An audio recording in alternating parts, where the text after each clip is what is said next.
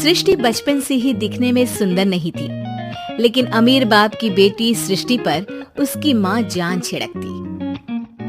मेरी बेटी कितनी प्यारी है, भगवान सबको सृष्टि जैसी बेटी दे। सृष्टि धीरे धीरे बड़ी होती है।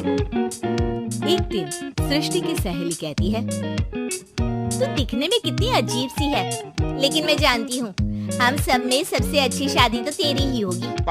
तेरे पापा अमीर जो हैं।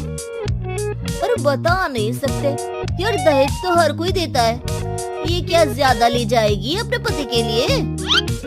अरे बड़े शहर में कोठी है इसके पापा की। अरे पापा की है ना, कौन सी इसकी है? इसकी होती तब तो कोई भी लड़का इससे शादी कर लेता।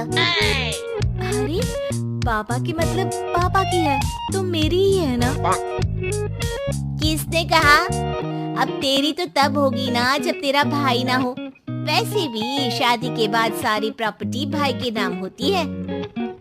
सृष्टि समझ जाती है कि उसे किसी भी हालत में माँ बाप की सारी प्रॉपर्टी को अपने नाम करना है, लेकिन कैसे? एक दिन सृष्टि का भाई शीनू कहता है, बहन क्या कर रही है?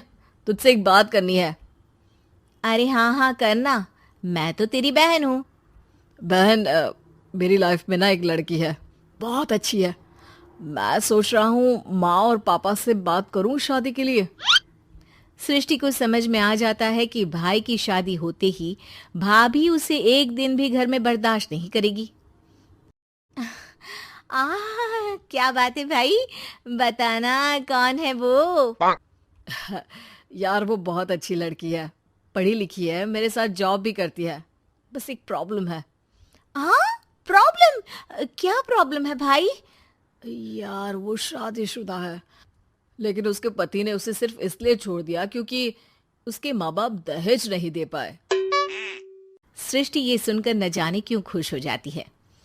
अरे भाई तो क्या हुआ, लड़की तुझे तो पसंद है ना? शीनू को लगता है कि बहन उसे समझ रही है। वो इस बात से अनजान होता है कि उसकी बहन की मंशा पूरा घर हड़पने की है। सृष्टि अपनी माँ से कहती है, मम्मी मुझे तो बहुत चिंता है, पता है शीनू क्या कर रहा है? अरे क्या कर रहा है? वो तो काम पर जाता है और वापस घर आता है। नहीं ना माँ, वो यही तो नहीं कर रहा, बाकी सब कर रहा है। आपको पता है उससे प्यार है, और वो भी एक शादीशुदा लड़की से। ये क्या हो गया? मैं सोसाइटी में क्या मुंह दिखाऊंगी? अरे तेरे पापा तो यही कहेंगे कि मैंने ही उसे बिगाड़ दिया है। माँ देखो, मेरी बात मानो, पापा पर भी विश्वास करने की जरूरत नहीं है। अब आप ही बताओ, पापा इतनी देर घर के बाहर रहते हैं क्यों? बोलो। अरे बेटा वो तो नौकरी करते हैं ना। तू बहुत भोली है माँ।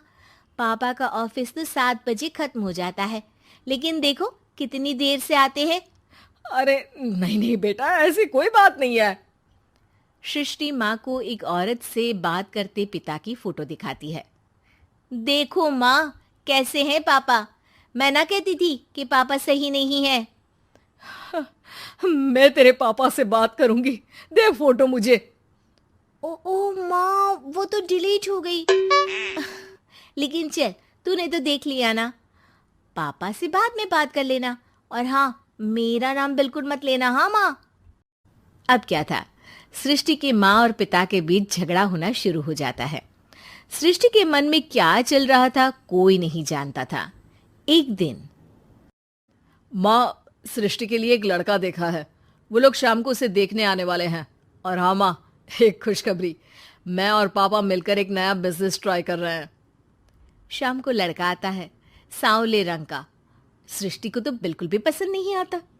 लड़की की माँ कहती है, लड़की का चेहरा तो कोई खास नहीं, लेकिन अगर मेरे बेटे को आप लोग सेटल कर दें तो मैं उसकी शादी आपकी बेटी से करवा दूं। सृष्टि को लड़का बिल्कुल पसंद नहीं था। उसे भाई पर गुस्सा आ जाता है। लड़के वालों के जाने के बाद कहती है, माँ देखा शीनू मेरे लिए कैसा लड़का लेकर आया, न दिखाने लायक न सुनने लायक, सेटल भी नहीं, वो भी हम करे। अरे माँ, मैं जानती हूँ ये मेरी शादी किसी भी घर में क्यों करवाना चाहता है। अरे कैसी बात कर रही है बहन, तूने तो देखा ना, लड़के को मैंने ही मना कर दिया तुझसे शादी के लिए। जिसने लड़का बताया था उसने उसकी बहुत तारीफ की थी। बात आई गई हो जाती है, लेकिन सृष्टि का मन शांत नहीं होता। क्या करूँ, कुछ समझ में नहीं आ रहा। मेरी शादी हो गई तो ये लोग पूरी प्रॉपर्टी शीनू के नाम कर देंगे, मेरे हाथ तो कुछ लगेगा ही नहीं। तभी सृष्टि को आइडिया आता है। वो किसी वकील को फोन करती है।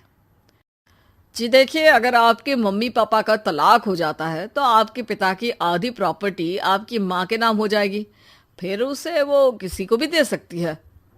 सृष्टि अब माँ को बेटे के खिलाफ भरती है। माँ, शीनू पर नजर रखा करो, वो जिस लड़की के प्यार में है ना वो शादीशुदा है। यहाँ आएगी, सारा पैसा रुपया जमीन जायदाद सब हड़प लेगी। पापा का भी हाल तुमसे छुपा नहीं है। ऐसा ना हो कि मैं और आप एक दिन सड़क पर भीख मांगे। हे भगवान, मैं तो जीते जी मर जाऊंगी अगर ऐसा हो गया तो। ऐसा हो गया नहीं माँ, ऐसा ही होगा। अभी समय है, आगे का सोच लो। मैं तो कहती हूँ पापा से आधी प्रॉपर्टी लेकर अलग हो जाओ। पापा की आधी प्रॉपर्टी भी हम लोगों को अगर मिल जाती है ना तो अगले 7 जन्म सफल समझो। बेचारी माँ बेटी के कहने पर पति से तलाक लेकर अलग हो जाती है। सृष्टि अब पैसों से गाड़ी और अपने दूसरे महंगे शौक पूरे करने लगी। उसके दोस्त भी उसके पैसे इस्तेमाल करते। सृष्टि, कल तुम कहाँ थी? मैं सारा दिन घर पर अकेली थी। तो मैं क्या करूं? मैंने ठेका तो नहीं लिया है ना तुम्हें संभालने का। माँ को सृष्टि से ये उम्मीद नहीं थी। वो बैठकर रोने लगती है। वहीं उसका पति यानी कि सृष्टि के पिता आ जाते हैं। मैं जानता था कि तुम्हारा यही हाल होगा, तो आपने मुझे रोका क्यों नहीं? मैं रोकता तो तुम रुकती क्या? सृष्टि के कहने पर तुमने मुझ पर अपने बेटे पर शक किया, लेकिन तुम ये भूल गई कि कैसे हम दोनों ने मिलकर जीवन में इतना सब खड़ा किया। माँ पति के गले लग जाती है। मुझे माफ कर दीजिए, मैंने आपकी कमाई का एक बड़ा हिस्सा गवा दिया। कोई बात नहीं, तुम साथ हो तो मैं ऐसी 7 प्रॉपर्टी खड़ी कर दूंगा। तभी वहां सृष्टि आ जाती है रोते हुए। माँ, मयंक ने मुझे छोड़ दिया। वो बोल रहा था जब तक मेरे पास पैसे थे तब तक